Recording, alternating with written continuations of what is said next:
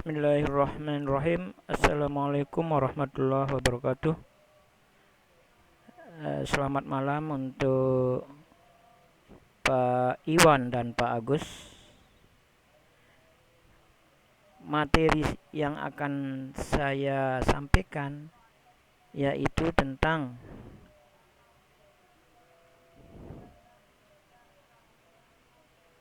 qada dan qadar melahirkan semangat bekerja.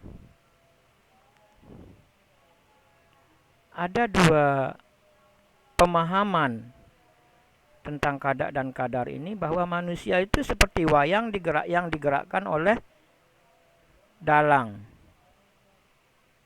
Yang mana wayangnya tidak bisa bergerak tanpa ada kemauan dari dalang. Pemahaman yang kedua, bahwa antara dalang dan wayang itu sama-sama punya kemauan. Dalangnya bisa menggerakkan dan wayangnya juga bisa menggerakkan dirinya. Ini dua pemahaman yang berbeda. Memang di dalam kehidupan kita ini ada yang masih tanda tanya.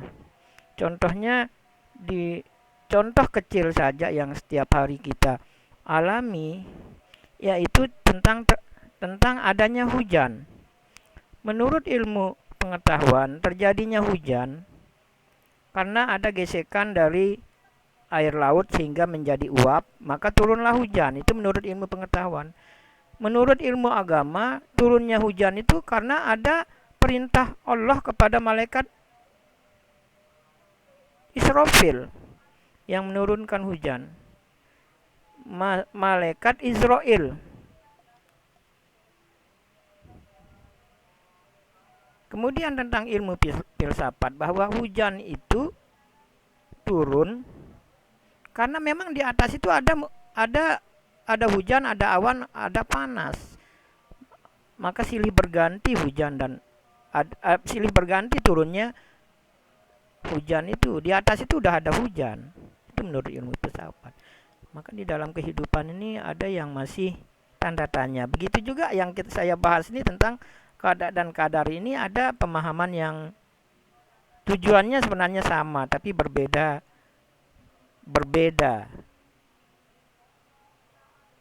Akan tetapi yang saya pahami tentang qada dan qadar ini, dua-duanya saya terima.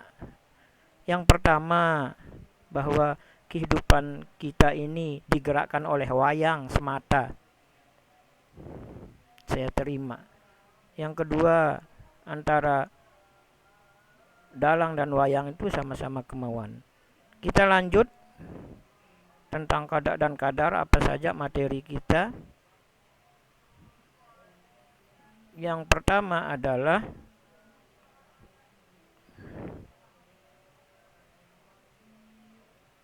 kompetensi dasar apa saja yang kita bahas di dalamnya. 1.4 kompetensi dasar yang pertama, meyakini adanya qada dan qadar Allah Subhanahu wa taala. Yang kedua, bersikap optimis, ikhtiar dan tawakal sebagai implementasi beriman. Kita disuruh untuk selalu optimis setelah kita beriman kepada qada dan qadar Allah. Yang nomor 3, menganalisis dan mengevaluasi makna iman kepada qada dan qadar. Yang keempat, menyajikan kaitan antara beriman kepada qada dan qadar Allah dengan sikap optimis, berikhtiar dan tawakal. Yang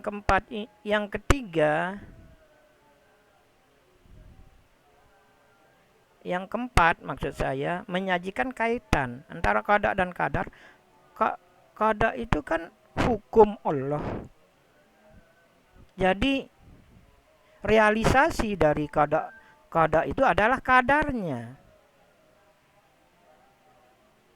Jadi ada keterkaitan antara qada dan qadar Allah itu. Kita lanjutkan.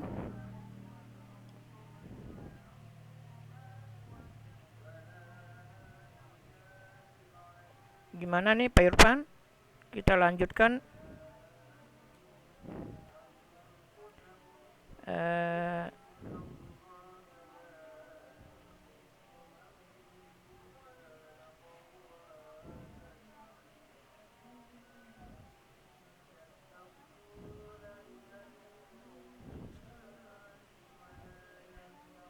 Yang pertama, menjelaskan pengertian qada dan qadar, yaitu tujuan pembelajaran. Yang pertama, menjelaskan pengertian qada dan qadar. Yang nomor dua, menjelaskan hubungan qada dan qadar. Nomor tiga, menjelaskan bukti-bukti qada dan qadar. Nomor 4, menjelaskan pengertian sunnatullah. 5, menjelaskan pengertian ikhtiar dan tawakal. Yang keenamnya adalah menjelaskan fungsi dan hikmah beriman kepada qada dan qadar.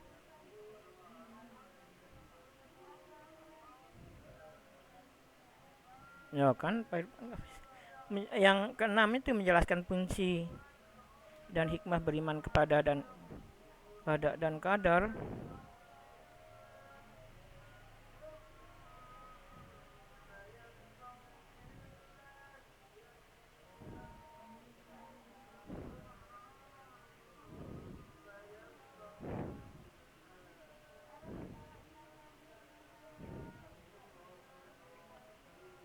Selanjutnya tentang materi.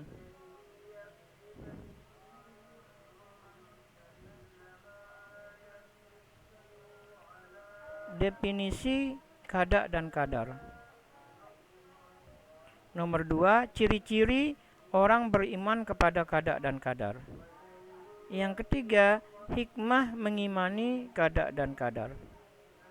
Sekarang kita lanjut ke definisi qada dan qadar. Definisi qada dan qadar itu yang pertama tentang qada. Menurut bahasa, qada itu artinya hukum, perintah, peraturan, dan ketetapan.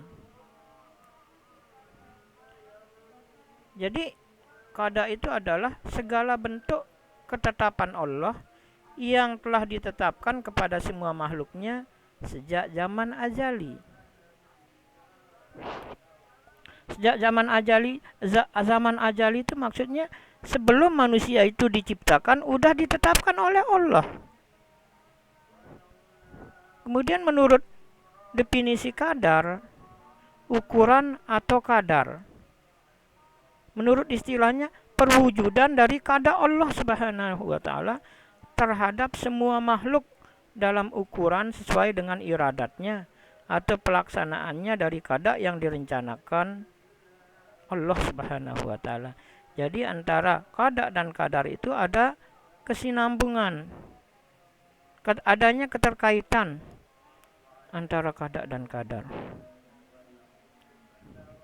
Maka setelah kita membicarakan masalah qada dan qadar itu bisa diartikan menjadi takdir, yang mana takdir itu dibagi dua, takdir mubram dan takdir muallaq. Takdir mubram itu adalah takdir yang terjadi pada diri manusia yang tidak dapat dirubah lagi oleh manusia dengan suatu apapun, dengan suatu usaha apapun. Misalnya, usaha dari manusia itu tidak mungkin maksimal. Ketika seorang itu olahraga, main badminton, main futsal, setelah dia istirahat karena kecapean, tidur-tiduran. Setelah tidur-tiduran dia tidak bangun-bangun. Itu menandakan mubram, tidak bisa dirubah. Takdir yang mubram itu. Yang kedua adalah takdir muallaq. Takdir yang terjadi pada diri manusia yang bisa dirubah oleh doa dan usaha untuk menjadi yang lebih baik. Ingat bahwa di dalam Asmaul Husna itu ada Ar-Rahman Ar-Rahim. Maka kita dapat melalui usaha dan doa kasih sayang Allah itu. Apa contoh dari takdir mu'allaq ini? Kalau seseorang menginginkan bisa, kalau seseorang mau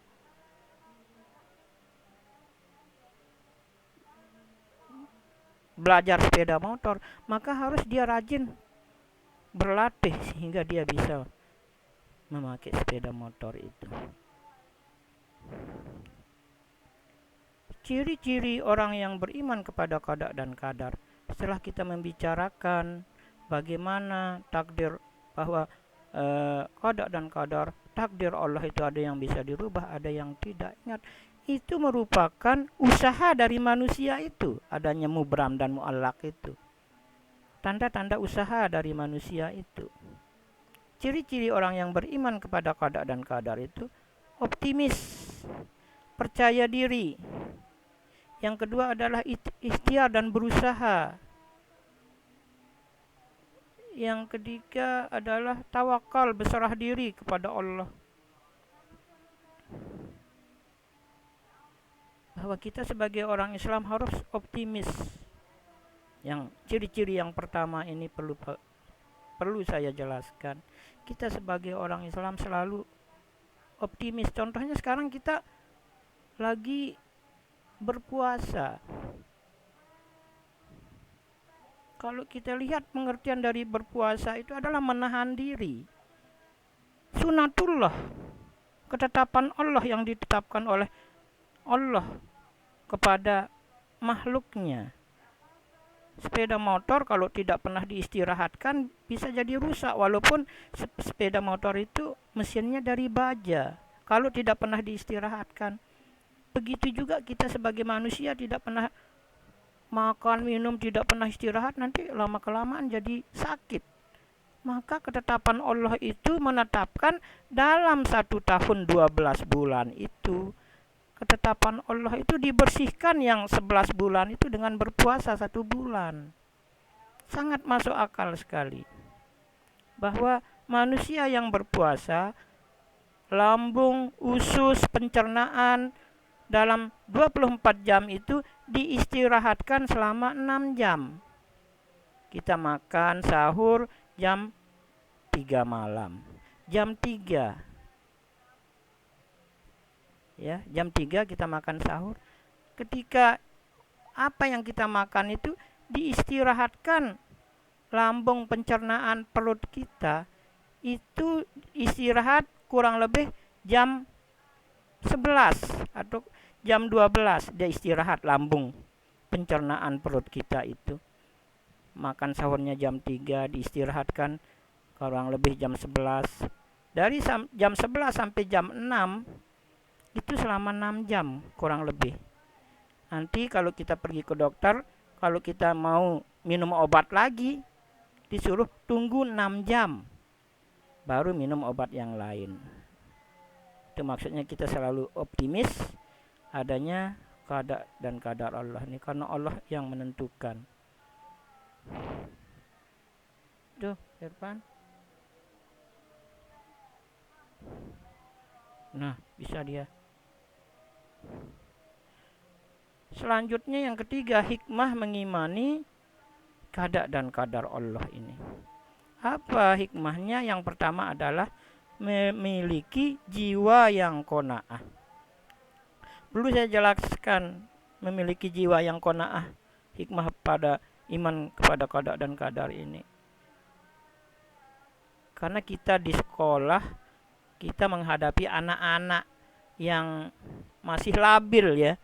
Dibelikan motor, alhamdulillah, yang penting bisa jalan. Jangan menyusahkan orang tua. Pak Guru, saya sering nasihati sama anak-anak, karena dia tidak mempunyai jiwa yang qanaah. Diberikan motor, tapi harus yang mereknya N. Kalau tidak N, saya tidak mau. Itu namanya orang yang tidak memiliki jiwa yang qanaah. Tapi setelah kita beriman kepada qada dan qadar ini, kita mempunyai sifat jiwa yang qanaah. Apapun yang diberikan oleh Allah, apapun yang diberikan oleh orang tua kita syukuri. Sepeda motor, mereknya Jupiter, mereknya Supra, yang penting bisa jalan, syukuri. Jangan menyusahkan orang tua. Nah, yang kedua adalah menganggap bahwa persoalan hidup adalah ujian dari Allah yang harus dihadapi untuk menguatkan keimanannya. Yang ketiga adalah berani memperjuangkan dan menegakkan agama Islam. Yang keempat, jiwa menjadi tenang, tidak mudah goyah oleh keyakinan atau pengaruh dari lingkungan dan pergaulan di masyarakat. Mampu mengendalikan dirinya di saat suka maupun duka. Nah,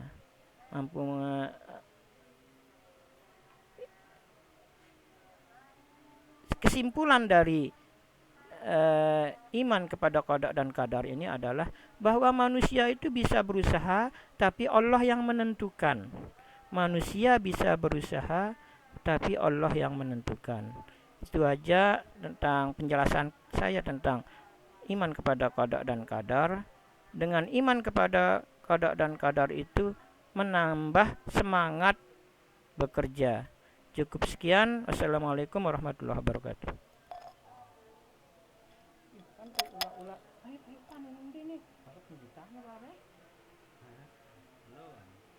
Aku bilang mau diikuti. Allahu Akbar.